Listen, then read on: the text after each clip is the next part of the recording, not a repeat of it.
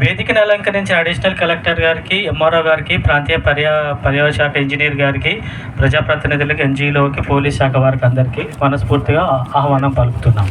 Divyasai boards private limited వారు ముందుగా engineer గారు చెప్పినట్టు వీళ్ళు బోర్డ్స్ మ్యానుఫ్యాక్చరింగ్ కొరకు దీనికి ఈసీఐ అవసరం లేని చర్యకి పొల్యూషన్ కంట్రోల్ బోర్డు నుంచి వాళ్ళు కన్సెంట్ పొందడం జరిగింది. ఇది 30/7/2021 పొందింది.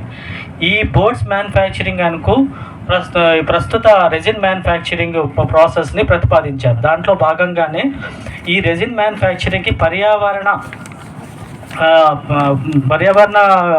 క్లియరెన్స్ అనేది కంపల్సరీ చేయి ఈ SO 1533 ద్వారా అటవీ శాఖ వారు తప్పనిసరి చేశారు. ఈ పర్యావరణ అనుమతి భాగంలోనే ఈరోజు ఈ ప్రజాభిప్రాయ సేకరణ అనే కార్యక్రమం చేపట్టడం జరిగింది. దీనికోసము వీళ్ళు ముందుగానే మినిస్ట్రీ ఆఫ్ ఎన్విరాన్మెంట్ ఫారెస్ట్ నుంచి ఈ పర్యావరణ అంచనా వేయడానికి వీరు ముందుగా అనుమతి 30 ఆగస్టు 2025లో పొందారు. ఈ లెటర్ ద్వారా ఈ పర్యవేక్షణ చేసి దాని ప్రభావాలు ప్రాజెక్టు ఒక వివరణ ఇక్కడ ప్రజలకు వివరించడం జరుగుతుంది. ఈ ప్రాజెక్టు యొక్క ఉత్పత్తి సామర్థ్యము ప్రస్తుతం బోర్డ్స్కి కన్సెంట్ ఉన్న దానికి రెజిన్కు రోజుకి 50 టన్నులుగా ప్రతిపాదించారు. ఈ 50 టన్నులో మూడు భాగాలు ఉన్నాయి. ఫినాల్ ఫార్మాల్డిహైడ్ 25 టన్నులు, యూరియా ఫార్మాల్డిహైడ్ 20 టన్నులు మరియు మీలమైన్ ఫార్మాల్డిహైడ్ అనేది 50 టన్నులు ప్రతిపాదించారు. ఇది సింపుల్ రెజిన్ మ్యానుఫ్యాక్చరింగ్ అండి. దీంట్లో ఎక్కువ మనకి కెమికల్స్ ఏమి పెద్దగా ఉపయోగించదు. ఇది పాలిమరైజేషన్ ప్రక్రియ ద్వారా తయారు చేయబడుతుంది.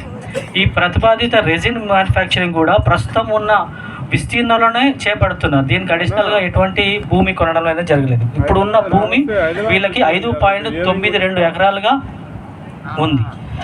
దీనికి కావాల్సింది ముఖ్యంగా కావాల్సిన యూటిలిటీస్ అంటారు. దానికి కావాల్సింది వీళ్ళు ఎటువంటి వేరే కంపెనీలో పెట్టినట్టు బాయిలర్స్ అలాంటి ఏం కాకుండా థర్మిక్ ఫ్లూయిడ్ హీటర్, అది కూడా తక్కువ కెపాసిటీ 80 lakh కిలో క్యాలరీస్ను stand by DG set 1000 kV ప్రతిపాదించారు. రెండవది పరిశ్రమకు కావాల్సింది నీటి అవసరం. వేరే వాళ్ళతో పోల్చుకుంటే వీళ్ళకి నీటి అవసరం చాలా తక్కువగా ఉంటుంది. వీళ్ళకి మొత్తం నీటి అవసరము 25 కిలోలీటర్లు ఉండగా దాంట్లో శుద్ధి చేసి వాడుకునేది 8.5 కిలోలీటర్లు, తాజా నీరు 19.5 కిలోలీటర్ మాత్రమే. దీనికి గాను వీళ్ళు గ్రౌండ్ వాటర్ డిపార్ట్మెంట్ నుండి కూడా పర్మిషన్ పొందారు.